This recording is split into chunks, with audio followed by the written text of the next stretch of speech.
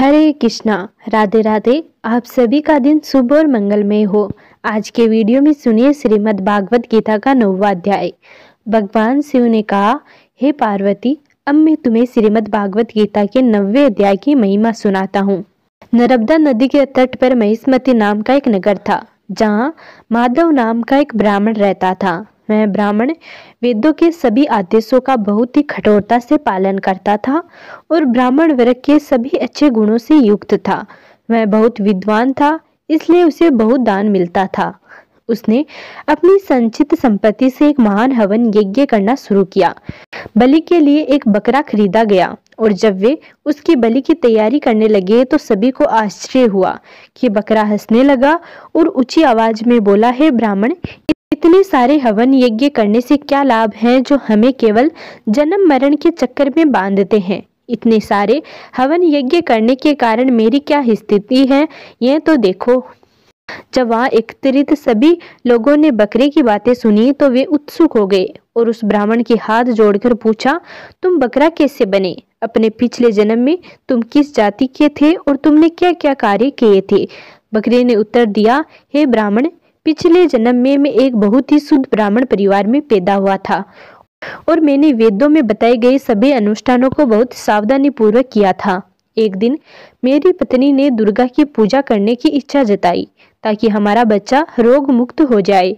इस उद्देश्य से उसने मुझसे एक बकरा लाने के लिए कहा।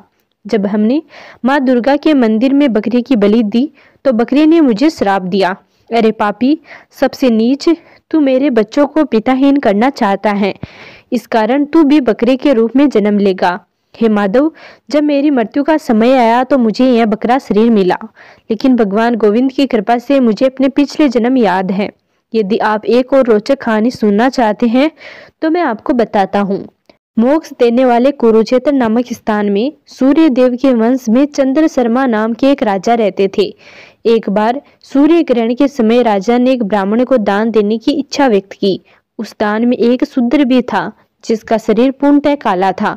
वह अपने पुरोहित के साथ जाकर पवित्र सरोवर में स्नान करके स्वच्छ वस्त्र पहनकर तथा चंदन लगाकर अपने स्थान पर वापस आया। उसने भक्ति पूर्वक योग्य ब्राह्मण को दान दिया। दान देने के पश्चात सहसा उस काले शूद्र के हृदय से एक अत्यंत पापी चांडाल प्रकट हुआ और थोड़ी देर पश्चात उस काले शूद्र के शरीर से एक चांडाल प्रकट हुए और वे दोनों मिलकर ब्राह्मण के निकट गए। अचानक वे ब्राह्मण के शरीर में प्रविष्ट हो गए। वह ब्राह्मण शांत खड़ा रहा और भगवान गोविंद का स्मरण करते हुए श्रीमद् भागवत गीता के 9वें अध्याय का जप करने लगा। यह सब देखकर राजा स्तब्ध रह गया, कुछ बोल न सका। जैसे ही श्रीमद् भागवत गीता के 9वें अध्याय का शब्द उस ब्राह्मण के होठों पर पड़े, वैसे ही विष्णु दूत वहां प्रकट हुए और उन दोनों चांडालों को भगा दिया।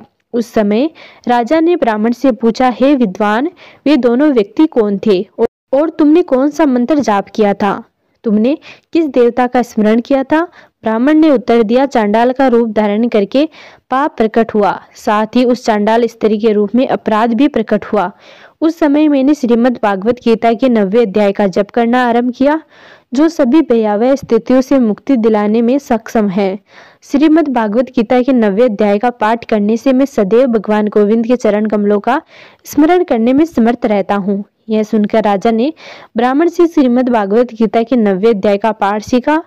धीरे धीरे वह भगवान गोविंद के चरण कमलों को प्राप्त करने में सफल हो गया। जब माधव ने बकरे से यह प्रवचन सुना तो उन्होंने तुरंत बकरे को मुक्त कर दिया और प्रतिदिन श्रीमद् भागवत गीता के 9वें अध्याय का पाठ करने लगे और इस प्रकार उन्हें भी भगवान गोविंद के चरण कमलों की प्राप्ति हुई। तो ये था श्रीमद् भागवत गीता का 9वां अध्याय। अगले वीडियो में जानेंगे श्रीमद् भागवत गीता के अगले अध्यायों के बारे में।